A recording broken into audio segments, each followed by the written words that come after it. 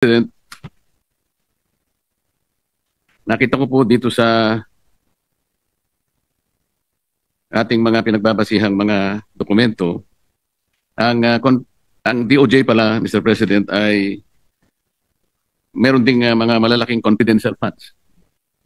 Magmula noong 2020, medyo maliit lamang yun, 193 million, pumalo ng 216 million, 2021, bumaba ng konti, 176 million, 2022.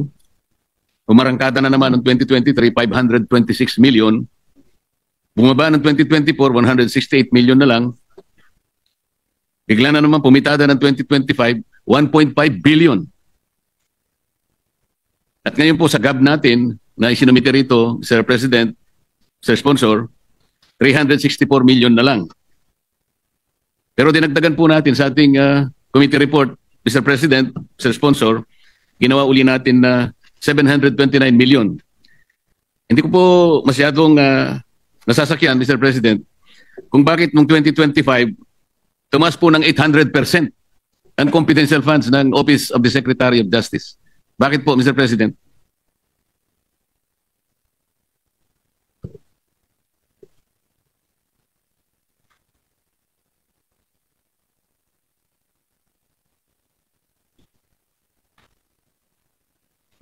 Tama ho kayo, Mr. Senator Marcoleta. Yung pag-increase po ng confidential fund sa Office of the Secretary, ito po ay request ng ahensya in the context nitong mga nangyayari ho sa atin ngayon sa flood control issues at mga iniimbestigahan ho nila. Ito po ay ginagamit nila sa pagkukuha ng mga information, pagkukuha po ng mga ebidensya at ina-anticipate ho nila na in the following year, tuloy-tuloy rin po yung pag-iimbestiga ho nila. So in fact during the if you remember, I think you were there during the budget hearing, isa po rin to sa mga tanong ko bakit from 1.1 billion yung confidential funds bumagsak po siya sa 34 million. Dahil ang konteksto ho nito ang daming iniimbestigahan, ang dami pong personalities na lumalabas. So after they realized na ganun ho talaga ang mangyayari, they requested for an additional 180 million, which we find reasonable in today's context. Mr. President, yung 2025 po na 1.5 billion, nauna na pong nailatag ito bago pa dumating ang iskandalo ng flood control. Paano po na project na darating ang iskandal? Ho yun, di ba ho yun? I was pertaining to the 2026 po. Hindi po, ang sinasabi ko yung... 2025? Hindi ko po masakyan. From 168 million ay naging 1.5 billion po noong 2025, lumundag po ng mahigit 800%. Hindi po pwede sigurong gamiting katwiran dahil nga naglabasan ng flood control. Wala pa pong flood control scandal nung ito po'y mailatag, Mr. President. Yung aking paliwanag, Mr. President, is for the 2026 budget kasi diretso ho namin kausap si Secretary Vida. And in fact nga, during the hearing, kung matatandaan nyo, sinabi ko, bakit ang liit considering na ang daming investigahan? So, nagmuni-muni ho sila at bumalik ho dito at humingi po ng 180 million. Pero po yung 2025 po, yung 2025 confidential funds, 1.1 billion doon ay congressional initiative. Yung kanilang original confidential funds was only 34 million. Dinagdagan po ng Kongreso. And ang konteksto naman ho doon, that time, inimbestigahan po yung missing Sabongero. Yung po yung pinaka high-profile case at that time. May mga case build-up na even before. Kaya ho, nag-request ho sila ng ganun amounts. Pero at this time, hindi na ho ganun kalaki yung kanilang ini-request. Ano po yung mga high-profile cases na kinakailangan pong lumundag ng mahigit 800% ng inyong confidential funds? At kailangan ba na dapat ganun karami ang confidential funds ninyo para lamang makapag-usig kayo, makapag-imbestiga ng mga kaso?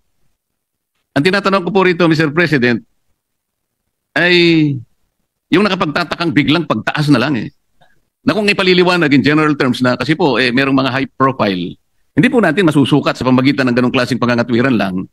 Pondo po ito na bigla na lamang umakyat ng ganong kalaki.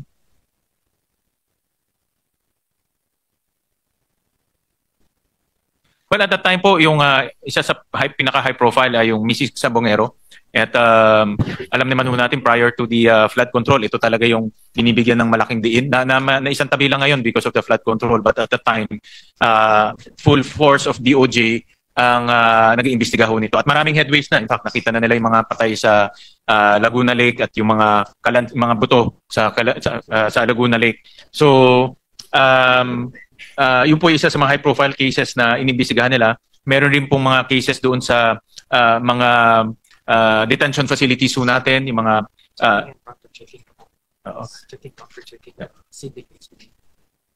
yeah. So yung mga sindikato po sa loob, yung nasabi po ng ating Senate President, yung mga drug dealers sa loob po ng piitan ho natin na pinomonitor rin nila, kumukuha sila ng mga information at intelligence para po matukoy nila kung sino-sino ho yun. At that time po, ang POGO was still active. No? So may mga POGO activities pa ho at that time na minomonitor ho nila. No? So yun po yung mga high-profile cases na minomonitor po ng DOJ, kaya kailangan ho nila ng confidential funds. No? Pero but for 2026, hindi na ho ganun kalaki ang ibinigay po ng Senado. Mr. President, gusto ko po sanang paniwalaan yung pagdadahilan na yun eh. Kaya lang nahihirapan po ako, pasensya na kayo. Para hanapin po natin yung nawawalang mga sabungero na di umano ay itinapon sa lawa ng ano na yun? Taal Lake. Ang nakuha naman natin yung mga buto ng palakayan, Mr. President. 1.5 billion confidential funds. Yung dating ombudsman, hindi na nga po humingi ng confidential fund. Napikon na po rito sa usaping ito. Maging ang opisina ng Vice President, huwag nyo na akong bigyan. Pero kayo po, Mr. President, maski na po yung 729 million 2026, nalalakihan pa rin po ako eh. Nakita ko po kasi, tingnan po ninyo yung Office of the Alternative Dispute Resolution. Para sa akin po, ito yung napaka-importanting opisina, Mr. President. Alternative Dispute Resolution. Kung ito po ay mabibigyan ng impetus, kung ito po ay bibigyan nyo ng atensyon, at hindi mamaliitin ang opisinang ito, bago pa ito ma-ripen into a case, kung talagang ganap na matetrain ng mga tao na nandito sa opisinang ito, napakalaki po ng igiginhawa ng ating justice system. Sipin ninyo, hindi matutuloy ang dispute. Napakarami ang ating may iwasan. Pati resources ng government, makukonserve natin. Isip-isipin po ninyo, 2025 GAA, 160 million. 2026 NEP, 160 million pa rin. HGAB, 160 million pa rin. Mr. President, pati ba naman tayo, 160 million pa rin. Nakakawawa naman itong opisinang ito. Minumukay ko sana, Mr. President, kahit hindi pa panahon ng amendment, sa tamang panahon po siguro, tapyasin na lang po natin itong confidential fund ng Office of the Secretary na 729, hatiin natin. Ibalik natin sa 364.8 million. Yung 365 million ilagay po natin sa Office of the Alternative Dispute Resolution. Para sa ganun po kahit na 500 million lang. Lumakas ang loob po ng mga kawani rito. Wag po nating mamaliitin ito, Mr. President. Malaking bagay po ito. Kung tayo po ay naniniwala ng mga Pilipino ay hindi naman palaaway talaga at nangmamahalan. Dito lamang po, Mr. Secretary of Justice, na acting ka pa lang yata. Bakit hanggang ngayon acting ka pa lang? Now, you're not supposed to answer that. It's addressed to the sponsor.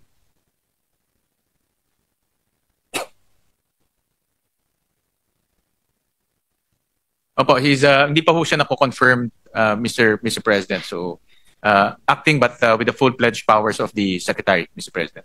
But Mr. President, just to be fair lang ho, nung 2025, ang kanilang confidential funds is 34 million. Ang nagdagdag po ay Kongreso. Hindi ho sila ang nagdagdag. So, at that time, nung 2025, I assume na yung mga legislators nakita na marami silang hinahawakan na kaso, marami ho silang hinahawakan na investigation, so dinagdagan po ng Kongreso at that time. And this year naman po, if you break down the 729, 500 million of those will go to the Witness Protection Program. No? Na kasi nga and ongoing to, alam naman ho natin, ang dami ho nag-a-apply sa Witness Protection Program at marami ho dito sa mga nag-a-apply ay mayroong direktang information, direktang impormasyon kung sino-sino po yung mga sangkot dito sa flood control issue. So kaya rin po nag-request ho silang dagdagan. So ito naman po ay meron mga justification sa pagdagdag, depende ho sa situation. At ini-evaluate naman po ng committee pag nagre-request sila. In fact, kaya sinabi ho namin na hindi ho pwedeng bumalik to sa dating bilyones. No? Magre-request lang ng reasonable amount depending on the task ahead in 2026. Oo nga po, Mr. President. So kung kayo po'y pumapayag, total 364.8 million naman sila sa ITSGAB. Ibalik na lang natin doon para po yung kalahati, kagaya ng aking pong pinapanukala, ibigay po natin sa opisina ng Office for Alternative Dispute Resolution. Magiging 500 million o 600, o halos 500 million po siguro, Mr. President, Mr. Sponsor, kayo naman po ang chairman ng Committee on Finance, baka sakali pong, para po lumakas ang loob naman ng opisinang ito na talagang makatulong po sa pagre-resolve ng mga disputes ng ating mga babayan. Maraming salamat po sa Mongkay, Senator Marcoleta. Alam ko isa sa mga advocacy niyo is itong alternative dispute resolution. Tama ho kayo na ang Pilipino po mapagmahal, no? At ayaw ho natin ng gulo at away. At yan po ay isa sa mga layunin po ng alternative dispute resolution na mag-ayos na lang at mapag-usapan po yung kanilang disputes. At pag-aaralan ho namin yung inyong mungkahi at nakita ko na maganda ang direksyon kaya titignan ho namin kung how do we improve the budgets of the Alternative Dispute Resolution Office. Parang nakikita ko po at nararamdaman, pumapayag po kayo, Mr. Sponsor. Basta kayo po nag-suggest, sigurado po ako na ano ho yan, mahalaga ho yan. Salamat po. At saka pinaalala po nyo sa akin na naman yung WPP. Ayaw ko na po sanang puntahan yun. Pinaalala po ninyo, wala po akong magagawa. Pasensya na po. Ito si Secretary ho kasi. No? So, kasi alam naman po ninyo na nung nakaraang pagdinig ng Blue Ribbon Committee, nagtalo na naman po roon eh. Dahil po ipinipilit po ng Prosecutor General na isa pong mahalagang requirement nga raw po ng restitution para po ang isang aplikante ay maproseso. Ako po talaga ay hindi papayag doon kahit saan tayo makarating, Mr. President. Sapagkat ako po bilang isang abogado, naiintindihan ko po yung batas. Hindi po akong pinakamagaling na abogado. Siguro po ako'y karaniwan lang abogado. Ngunit sa akin pong pagkakaalam, kapag hindi po nakalagay sa batas, huwag po nating ipipilit. Kahit ano po ang sabihin ninyo, General Prosecutor Padulyon, hindi po niyo ako mapapaniwala. Sa totoo lang. Ngayon, kung aaminin niyo ngayon sa pagdinig na ito, na tama ako at kayo ay mali, maihinto na po ang pag-uusap dito. Kung hindi, aabot po tayo hanggang madaling araw. Attention na po, Mr. President. Nabanggit ko yung, hindi ko na mababanggitin yung nabanggit ko. No? Napakahirap sagutin kung hindi ko naman banggitin yun. Pero Mr. President, nakikinig po ang DOJ, nakikinig po ang Prosecutor General at narinig ko po nung kayo po ay nagkaroon ng debate nung Blue Ribbon hearing at nakikita ko po yung inyong punto, sila rin po nakikita inyong punto at ito po ay kasama sa kanilang pag-aaral rin po at pinag-iisipan nila ho ito ng mabuti po at bibigyan ho tayo ng feedback later on. Kasi po, Mr. President, ang ini-invoke niya ron ay kahit anong pilit ang gawin niya, kahit anong pamamaluktot at bending the law, hindi po mangyayari. Ang sinasabi po niya, Section 7 po ng Republic Act 6981. Ang sinasabi po roon, confidentiality of proceedings.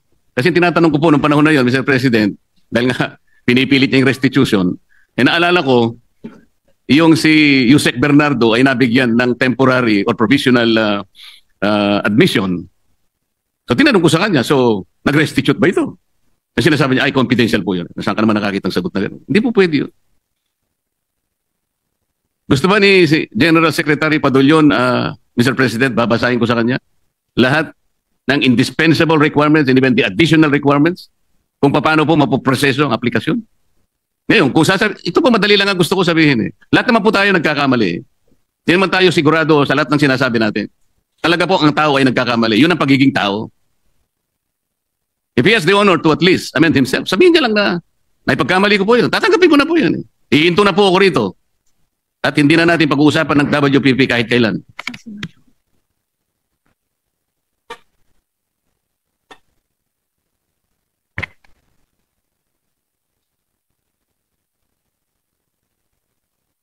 Mr. President, alam ko naman po yung stance ng ating kasamang Senator Marcoleta at narinig ko nga yung inyong debate ng Blue Ribbon hearing. Very clear naman po sa akin ang inyong posisyon.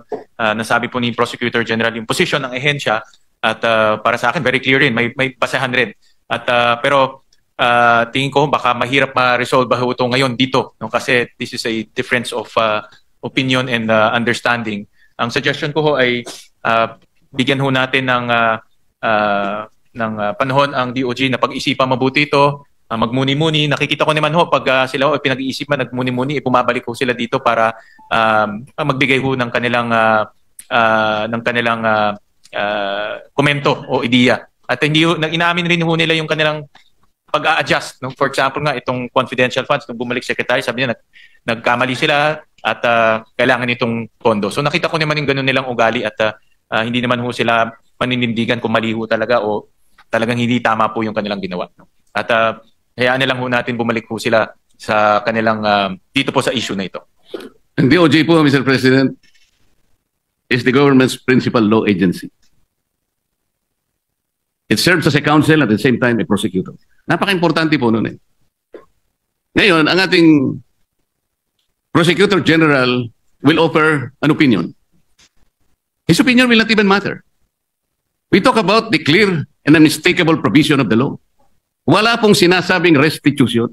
Para mag-invento po kayo ng restitution is a requirement under a memorandum or blah, blah, blah. Hindi po pwede yun. Because as a lawyer, we always say, the spring cannot rise higher than its source. The very source, Mr. President, is the law itself. Hindi po pwedeng memorandum o opinion ninyo mangingibabaw sa batas. Ngayon, nahihiya kayo na aminin nyo na nagkamali kayo. I don't care about it. I care about the public. They should not be misled and be mistaken about your opinion. Nasa sa inyo po kung kayo ay magkukusang loob na magsasabi na nagkamali kayo o hindi. And you wanted to maintain your pride. Ayos lang po sa akin yun.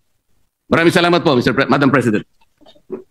Thank you to Senator Marcoleta, and loud and clear po ang inyong saloobin at I'm sure that the DOJ will take note of this and reflect on your comments. Thank you po.